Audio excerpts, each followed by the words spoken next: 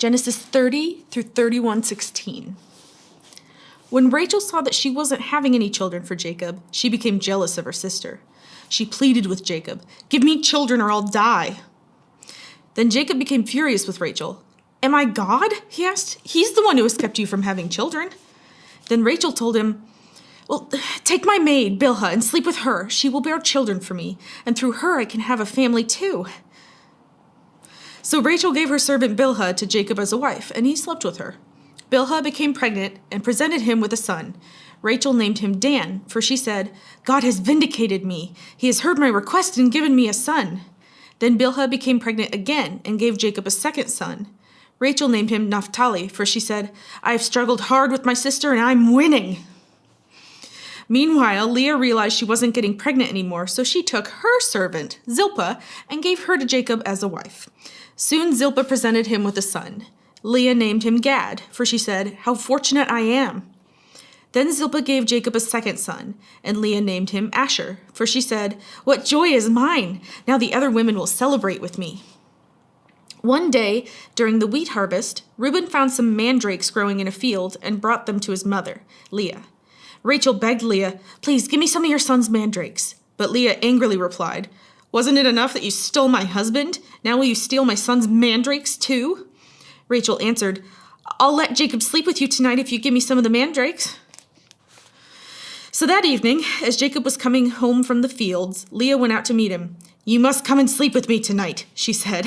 "I have paid for you with some mandrakes that my son found." So that night he slept with Leah, and God answered Leah's prayers. She became pregnant again and gave birth to a fifth son for Jacob. She named him Issachar, for she said, "God has rewarded me for giving my servant to my husband as a wife." Then Leah became pregnant again and gave birth to a sixth son for Jacob. She named him Zebulun, for she said, "God has given me a good reward. Now my husband will treat me with respect, for I have given him 6 sons." Later she gave birth to a daughter and named her Dinah. Then God remembered Rachel's plight and answered her prayers by enabling her to have children. She became pregnant and gave birth to a son. "God has removed my disgrace," she said. And she named him Joseph, for she said, "May the Lord add yet another son to my family." Soon after Rachel had given birth to Joseph, Jacob said to Laban, "Please release me so I can go home to my own country. Let me take my wives and children, for I have earned them by serving you, and let me be on my way. You certainly know how hard I have worked for you." "Oh, please listen to me," Laban replied. "I have become wealthy, for the Lord has blessed me because of you. Tell me how much I owe you. Whatever it is, I'll pay it." Jacob replied, "You know how hard I've worked for you, and how your flocks and herds have grown under my care. You had little indeed before I came, but your wealth has increased enormously. The Lord has blessed you through everything I've done. But now, what about me? When can I start providing for my own family?" "Well, what wages do you want?" Laban asked again. Jacob replied, "Don't give me anything. Just do this one thing, and I'll continue to tend and watch over your flocks. Let me inspect your flocks today, and remove all the sheep and goats that are speckled or spotted, along with all the black sheep. Give these to me as my wages. In the future, when you check on the animals you have given me as my wages, you'll see that I have been honest. If you find in my flock any goats without speckles or spots, or any sheep that are not black, you will know that I have stolen them from you." "All right," Laban replied, "it will be as you say." But that very day Laban went out and removed the male goats that were streaked and spotted, all the female goats that were speckled and spotted or had white patches, and all the black sheep.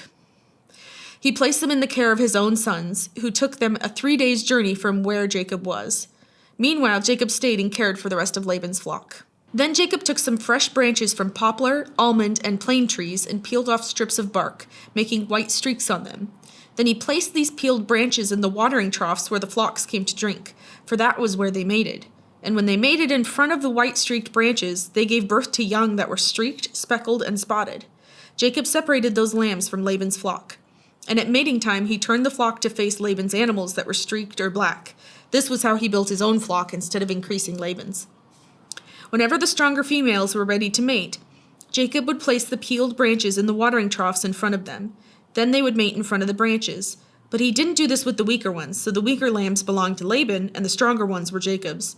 As a result, Jacob became very wealthy, with large flocks of sheep and goats, female and male servants, and many camels and donkeys.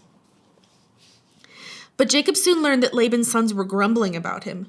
"Jacob has robbed our father of everything," they said. "He has gained all his wealth at our father's expense." And Jacob began to notice a change in Laban's attitude toward him. Then the Lord said to Jacob, "Return to the land of your father and grandfather and to your relatives there, and I will be with you." So Jacob called Rachel and Leah out to the field where he was watching his flock. He said to them, "I've noticed that your father's attitude toward me has changed, but the God of my father has been with me. You know how hard I've worked for your father, but he has cheated me, changing my wages 10 times. But God has not allowed him to do me any harm. For if he said, 'The speckled animals will be your wages,' the whole flock began to produce speckled young. And when he changed his mind and said, 'The striped animals will be your wages,' then the whole flock produced striped young. In this way, God has taken your father's animals and given them to me." One time during the mating season, I had a dream and saw that the male goats mating with the females were streaked, speckled, and spotted. Then in my dream, the angel of God said to me, "Jacob," and I replied, "Yes, here I am." The angel said, "Look up, and you will see that only the streaked, speckled, and spotted males are mating with the females of your flock. For I have seen how Laban has treated you. I am the God who appeared to you at Bethel, the place where you anointed the pillar of stone and made your vow to me. Now get ready and leave this country and return to the land of your birth." Rachel and Leah responded, "That's fine with us. We won't inherit any of our father's wealth anyway. He has reduced our rights to those of foreign women. And after he sold us, he wasted the money you paid him for us. All the wealth God has given you from our father legally belongs to us and our children. So go ahead and do whatever God has told you." Matthew 10, 1-25. Jesus called his 12 disciples together and gave them authority to cast out evil spirits and to heal every kind of disease and illness. Here are the names of the 12 disciples. First, Simon, also called Peter, then Andrew, which is Peter's brother, James, son of Zebedee, John, James' brother, Philip, Bartholomew, Thomas, Matthew, the tax collector, James, son of Alphaeus, Thaddeus, Simon, the zealot, Judas Iscariot, who later betrayed him. Jesus sent out the 12 apostles with these instructions. "Don't go to the Gentiles or to the Samaritans, but only to the people of Israel, God's lost sheep. Go and announce to them that the kingdom of heaven is near. Heal the sick, raise the dead, cure those with leprosy, and cast out demons. Give as freely as you've received. Don't take any money in your money belts, no gold, silver, or even copper coins. Don't carry a traveler's bag with a change of clothes and sandals or even a walking stick. Don't hesitate to accept hospitality, because those who work deserve to be fed. Whenever you enter a city or village, search for a worthy person and stay in his home until you leave town. When you enter the home, give it your blessing. If it turns out to be a worthy home, let your blessing stand.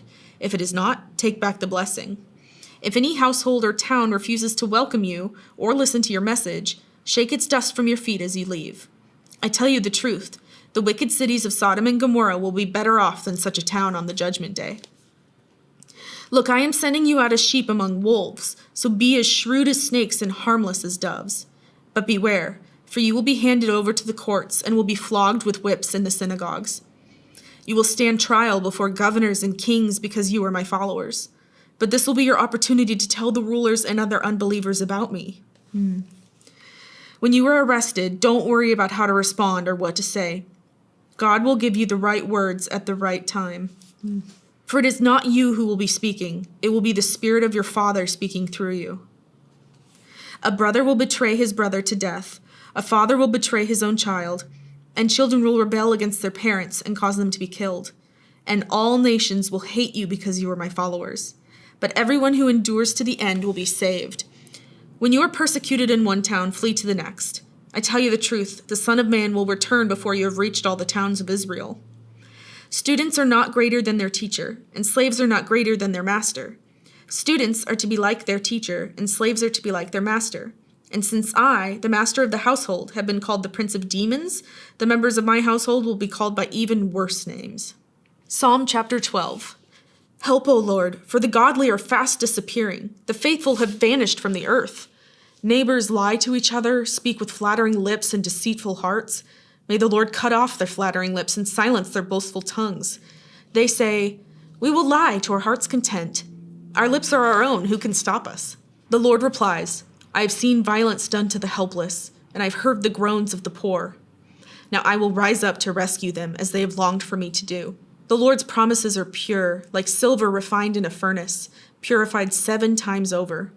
Therefore, Lord, we know you will protect the oppressed, preserving them forever from this lying generation, even though the wicked strut about and evil is praised throughout the land. Proverbs 3:13 through 15.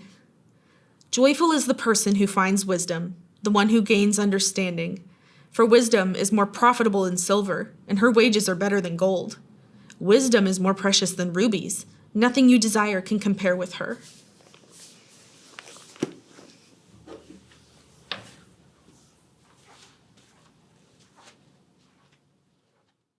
Later, she gave birth to a daughter and named her Dinah, or Dina, one of those. I'm getting too friendly. Coffee with a very relaxed friend. Coffee. Bible with... Ooh, coffee. People don't even know there's just water in here. It's so disappointing. It's because my Invisalign. My orthodontist would be so proud. Sorry, I burped. I keep doing that. Am I a burper now? Ew.